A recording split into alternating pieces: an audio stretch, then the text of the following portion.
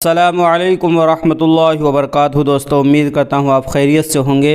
میں ہوں محمد مقصود قاسمی اور آپ دیکھ رہے ہیں باغ مدینہ یوٹیوب چینل۔ دوستو، آپ کو پتہ ہی ہے کہ کل سے انشاءاللہ 18 نومبر کو بھوپال کے اندر عالمی تبلیغی اجتماع شروع ہو رہا ہے۔ اس میں ملک کے مختلف جگہوں سے لوگ تشریف لے جا رہے ہیں اس اجتماع میں شرکت کے لیے۔ اسی کے متعلق کچھ گزارشیں کی گئی ہیں وہاں جانے والے حضرات سے، تو اس کو آپ بغور سماعت کر لیں، انشاءاللہ کافی فائدہ ہوگا۔ بھوپال عالمی تبلیغی اجتماع 2022 میں شرکت کرنے والے سعادت مند حضرات سے کچھ گزارشیں کی گئی ہیں۔ نمبر 1، گاڑی کے پاس کسی کو نہ چھوڑا جائے اور گاڑی کے عملے کو اعمال میں ساتھ میں لے جانے کی کوشش کریں۔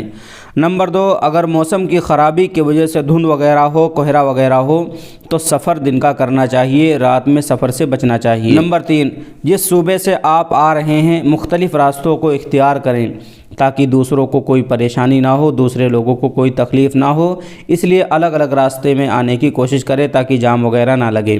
نمبر 4، اس قسم کے آلات ساتھ ہرگز نہ لائیں جو آپ کے قیمتی وقت کو برباد کریں۔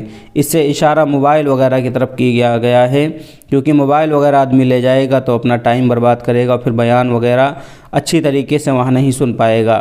اسی لیے یہ گزارش کی گئی ہے کہ ایسے آلات نہ لائیں جس سے ٹائم آپ کا خراب ہو۔ نمبر 5، پنڈال میں ایک دوسرے کا اکرام کرتے ہوئے رہنا ہے اور پارکنگ میں بڑی گاڑیوں کو بڑی کے ساتھ اور چھوٹی گاڑیوں کو چھوٹی کے ساتھ کھڑا کرنا ہے۔ نمبر 6، ضرورت کے علاوہ بازار نہیں جانا ہے۔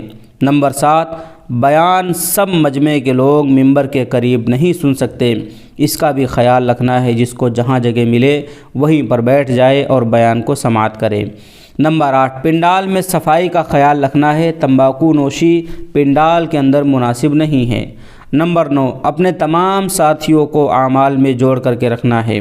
نمبر 10، نماز کی جماعت جب کھڑی ہو تو آگے سے آگے جا کر کے پڑھنا ہے نماز کو۔ اختتامی دعا کے بعد پہلے موٹر سائیکل کو نکالا جائے گا، پھر گاڑیوں کو نکلنے کی اجازت ہوگی اور آخر میں بس اور ٹرک والے نکلیں گے۔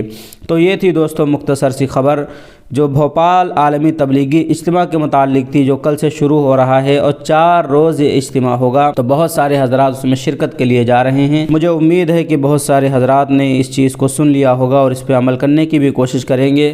اللہ رب العزت سے دعا ہے اس عالمی اجتماع کو آسان فرمائے، قبول فرمائے۔ دوستو، آپ کی اس کے متعلق کیا رائے ہے ہمیں کمنٹ کر کے ضرور بتلائیں، اور اگر پہلی بار ہمارے چینل کو دیکھ رہے ہیں تو چینل کو بھی سبسکرائب کر لیں۔ السلام علیکم ورحمۃ اللہ وبرکاتہ۔